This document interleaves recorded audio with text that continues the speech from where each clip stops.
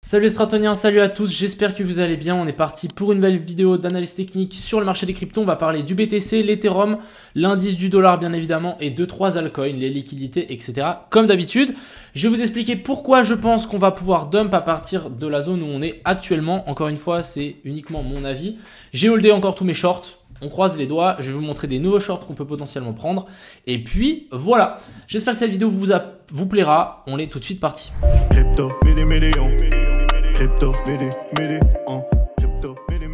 Alors, partons directement avec mes analyses de hier. Avant toute chose, on avait ça hier avec une potentielle rebond en A, B et puis C pour venir faire un petit scam pump au-dessus de cette zone-là, venir chercher la neckline qu'on avait là et ensuite s'inverser.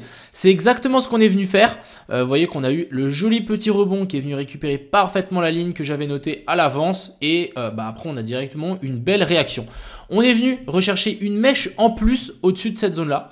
Donc ici on le voit bien, on a eu une petite mèche au-dessus, donc très intéressant. Je pense qu'ici on est juste venu liquider les gens qui avaient shorté un peu trop vite et un peu trop tôt. Et actuellement ici on est en train de redescendre tranquillement et on remonte dans une zone intéressante qui est la zone OTE plus la zone de fair value gap en 15 minutes qu'on a laissé ici. Donc personnellement, moi je l'espère et je pense que on peut potentiellement corriger à partir de là et descendre beaucoup plus bas. On verra aussi comment ça se goupille avec l'indice du dollar et du SP500. Étant donné que le SP500 est plutôt bullish ici en low time frame, on peut peut-être s'attendre à un rebond un petit peu plus haut. Mais en gros, avec ce qu'on est venu faire hier, on est venu faire une petite inversion de structure ici en 5 minutes. Et du coup, là, on est en train de corriger en fait toute cette baisse dans la zone ici d'OTE plus la zone de FVG pour potentiellement s'inverser. Donc moi, ce que je m'attends ici, c'est une potentielle chute. On verra si elle arrive ou pas. C'est un peu le plan. Je pense qu'on peut quand même, si jamais elle n'arrive pas tout de suite, c'est de nous faire un truc comme ça. On peut toujours monter un cran plus haut, mais je pense pas qu'on ira bien plus haut. Je vous montre pourquoi on n'ira pas bien plus haut, simplement parce que on a l'open interest qui est en train de pumper et on a le spot qui ne fait rien. Donc ça, c'est assez curieux. Ça veut dire que on a des gens qui s'amusent à long le marché. Ici, bon, c'est plutôt neutre. Mais ici, on voit bien l'open interest qui est en train de s'envoler. Donc c'est sûr et certain, il y a un côté qui va se faire rect. Vraiment, on est vraiment en train de pumper assez violent. Les CVD qui sont plutôt neutres, on monte aussi un petit peu, mais rien de bien folichon. Et les fundings qui sont neutres aussi. Donc difficile de vouloir dire si on a plus de long, plus de short ici. C'est plutôt neutre des deux côtés. Continuons avec notre petite liquidité. Ici, on peut voir qu'on a une majorité de liquidités longues qui se situe vers la zone des 27 000, voire jusqu'à 26 000. Personnellement, c'est toujours la target que j'attends. Les liquidations au nord sont relativement faibles. Donc, moi, je m'attends clairement à une baisse ici en dessous pour venir récupérer en tout cas le gap des CME qu'on a laissé là. On a même un autre gap un peu plus bas qui a été laissé. Je peux vous montrer d'ailleurs qu'on avait un gap ici à la hausse qui a été comblé. Très intéressant, ici on le voit bien. Il a été comblé parfaitement. Donc maintenant on a un autre gap ici et on a un autre gap ici vers la zone des 26 400. Je pense qu'à partir du moment où on va dégoupiller ici en dessous, il y a de fortes chances que ça aille assez vite vers le bas. Les liquidations hier, ça je vous ai montré. Et ici aussi on a la Bitcoin dominance qui est clairement haussière. Et c'est pour ça que je ne vous invite pas forcément encore à acheter des alts.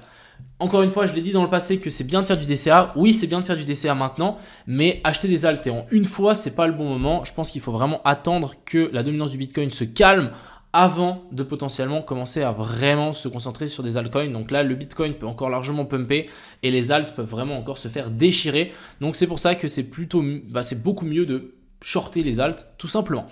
Donc on avait ça sur le BTC, vous avez suivi un petit peu mon plan qui est de potentiellement ici avoir une chute. Donc maintenant si on passe sur ce BTC là, je vais vous expliquer un petit peu le grand concept en vague d'Elliott pour que vous puissiez un petit peu capter le truc.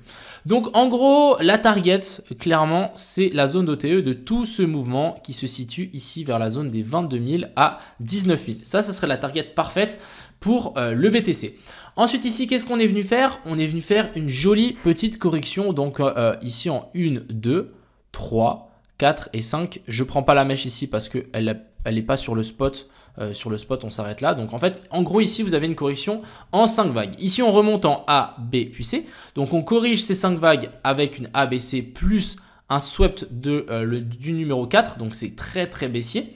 Et ensuite ici en théorie on devrait continuer en fait la structure baissière et nous refaire une vague en 1, 2, 3, 4 et 5 et descendre beaucoup plus bas pour nous faire en fait une grande correction de toute cette hausse en A, B et puis C. Donc vraiment ouais, en A, oui, c'est en A ici, B et puis C, et du coup venir chercher cette C entre la zone des 21 000 à 19 000, ce serait vraiment l'idéal, et c'est à ce moment-là où il faudra acheter du BTC et bien évidemment aussi des alts. Donc voilà le plan en général. Maintenant, si on zoome un petit peu plus en low time frame, ici on voit qu'on a cette jolie correction ici en ABC. Je me suis trompé dans pas mal de vidéos, je suis désolé. Il y a une différence entre une zigzag et une correction en ABC, donc en A, B puis C. En fait ici on fait une 1, 2, 3, 4, 5. Ensuite ici on fait une A, B puis C. Et ensuite ici on refait une 1, 2, 3, 4, 5. Et en fait une zigzag c'est un peu différent, c'est on nous fait la racine, on vient chercher un nouveau plus haut et ensuite on redescend. Et du coup ici on est en A, B puis C. Non, on est en A, B, C. A, B, C. Et ensuite ici on est en 1, 2, 3, 4, 5. Sauf qu'en fait ce plus haut là, il est plus haut ou plus bas que la racine. Alors que ici on est vraiment dans un marché baissier. Donc ici, on a bel et bien une ABC sous-décomptée en 1, 2, 3, 4, 5. Ici en A, B, puis C. Et ici en 1, 2, 3, 4, 5 aussi. Top a été trouvé. Et du coup, maintenant, ce qu'on s'attend, c'est une correction de ce mouvement-là vers le bas pour venir chercher cette 3. Petit indice, de la 2 à la 3, ça doit être assez violent. Donc, on devrait avoir une descente assez violente. Actuellement, ici, ce qui est très intéressant, c'est qu'on est venu rechercher la zone des 0,5 de Fibonacci. Ici, on le voit bien, on est venu taper la zone des 0,5 de Fibonacci. C'est une target potentielle d'une 2. Donc, maintenant, on peut vraiment s'attendre à une descente. Et c'est pour ça que le mieux, ce serait qu'ici, on nous fasse une A. Non, une 1, 2, 3, 4, 5 et on descend. Donc, c'est pour ça que là, c'est quand même très intéressant. On est dans une zone très intéressante. On est en mode soit on vient chercher plus haut, le décompte est faux et on a un autre truc qui peut nous dégoupiller, soit ici on est vraiment juste et maintenant on tombe, on vient récupérer toutes ces liquidations ici au sud et on vient tout récupérer. Donc voilà un petit peu le plan. Personnellement moi j'ai hold tous mes shorts, hein, vous pouvez le voir ici, j'ai vraiment hold tous mes shorts, on a même rajouté un ici sur le Matic, on expliquera le trade juste après. Mais voilà un petit peu le plan sur le BTC, je m'attends clairement à une chute du BTC. Encore une fois, on peut je pense monter encore un petit peu, c'est pas déconnant de pourquoi pas swept ce high, venir et ensuite redescendre, on verra. C'est le plan, encore une fois, le plan s'adapte en fonction des liquidités, en fonction de qui short, qui long, etc. Donc il peut se passer encore une fois beaucoup de choses avant qu'on ait un plan qui se forme. Ensuite ici du côté de l'Ethereum, l'Ethereum c'est une catastrophe vraiment. On a des liquidations ici plus haut mais j'ai l'impression qu'il n'y a aucune force pour venir les récupérer. On est venu swept ici les anciens hauts et là on continue à mon avis à descendre. Donc là clairement l'Ethereum est full bearish. Ici on voit bien donc l'Ethereum contre le BTC, c'est une catastrophe. On est juste en train de s'effondrer et toujours pas de support. On va peut-être faire support un petit peu plus bas mais pour le moment ici on peut continuer à descendre sans trop de soucis. Vraiment l'Ethereum moi j'attendrai clairement. Moi j'ai toujours mon short qui est une target ici. Je pense que même je pourrais target ce plus bas là. Mais bon on va pas être trop greedy non plus, ça sert à rien.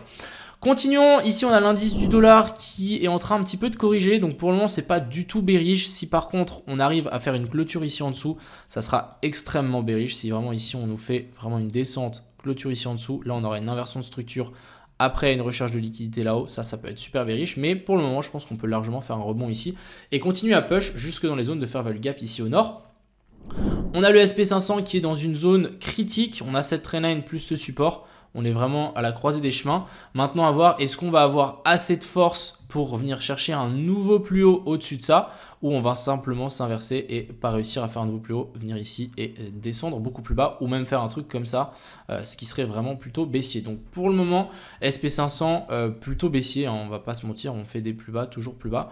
Peut-être faire un rebond, mais à voir si on fait vraiment une clôture au-dessus de ça. Si on fait une clôture au-dessus de ça, ça pourrait vraiment changer la donne sur les assets à risque. Ensuite ici on a le Matic, je vais vous montrer le trade que j'ai pris hier. Donc on est rentré ici sur le copy trading, l'entrée est juste parfaite, stop loss ici au-dessus.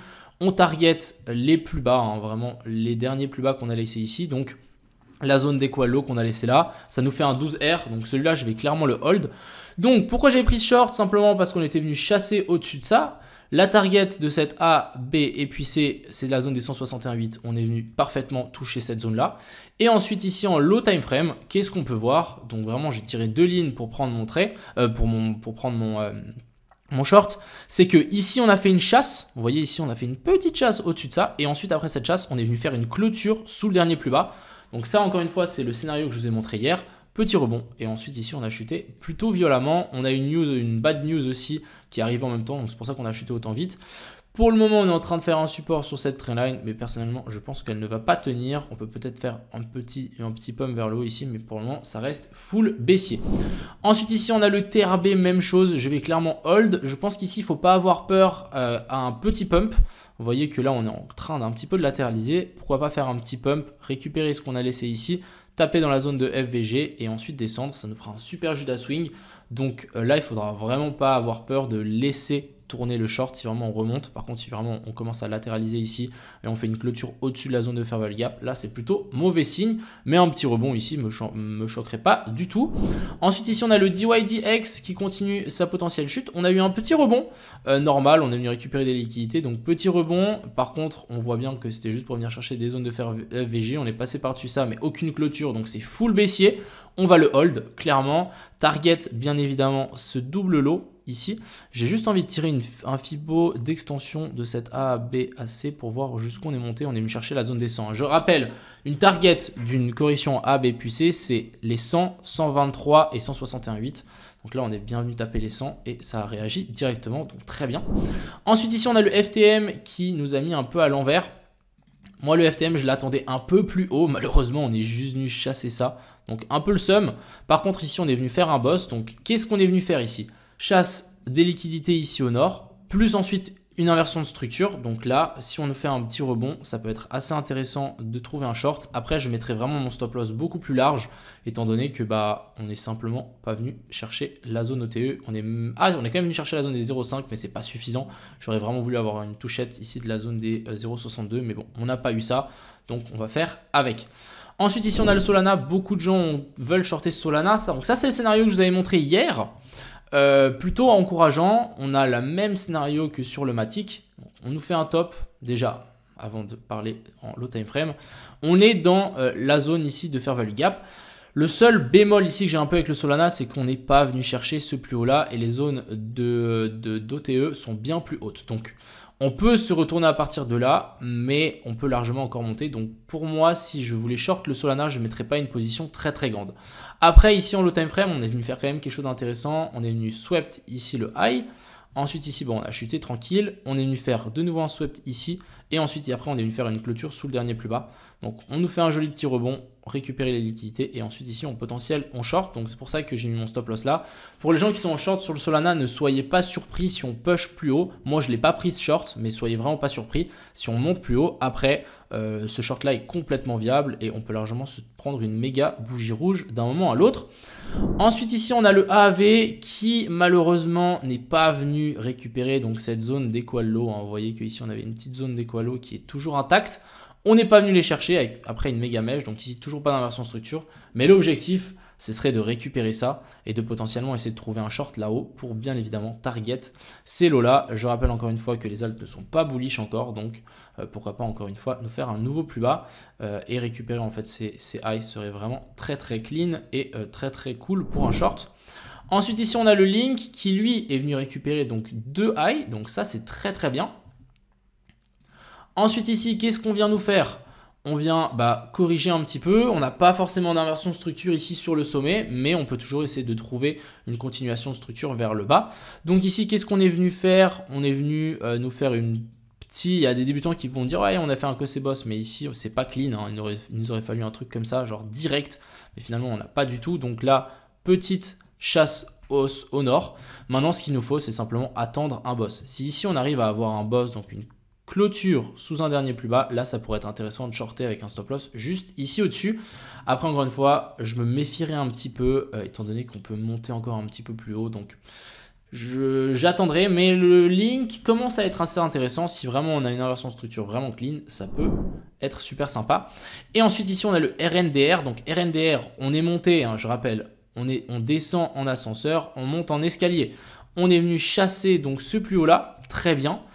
Ensuite, on le voit bien, on a fait une super hausse, je pense en A, B puis C, mais je voulais pas forcément prendre... Ouais, on va prendre A, B, C parce qu'en fait ici c'est clairement une mèche de liquidation des futurs, donc on s'en fout. Le plus bas pour moi il est là, donc ici on a une super A, B puis C, on revient chercher donc c'est plus haut, on vient taper même le haut du canal, hein, vous voyez bien que c'est parallèle, on vient taper et ensuite si on zoome un petit peu dessus, qu'est-ce qu'on vient faire? On vient faire une chasse ici au-dessus de ce plus haut là.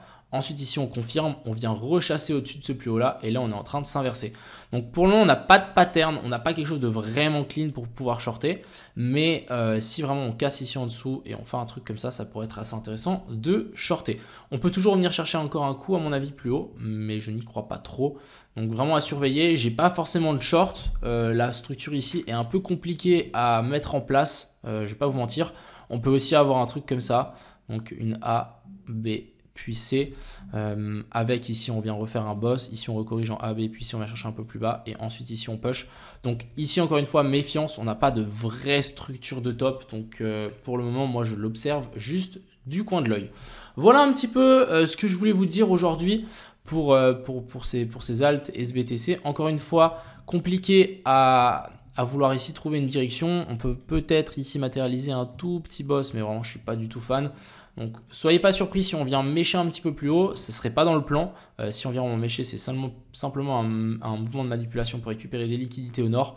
Et ensuite, je l'espère, s'inverser. Hein. Pour le moment, on laisse encore une fois plein de liquidités et on en a encore masse à venir récupérer ici. Donc si jamais on commence à descendre, il faudra faire extrêmement attention, ça peut descendre super vite. On risque d'avoir simplement un effet de cascade de liquidation et du coup une liquidation qui se fait liquider, ça fait un long qui se fait liquider, ça fait une pression vendeuse, ça fait descendre le cours et ça liquide encore des gens et encore des gens et encore des gens et on se retrouve avec un marché qui fait que descendre. Enfin bref, stay safe, soyez prudents, je vous souhaite à tous une agréable soirée, c'était Crypto Mignon, ciao.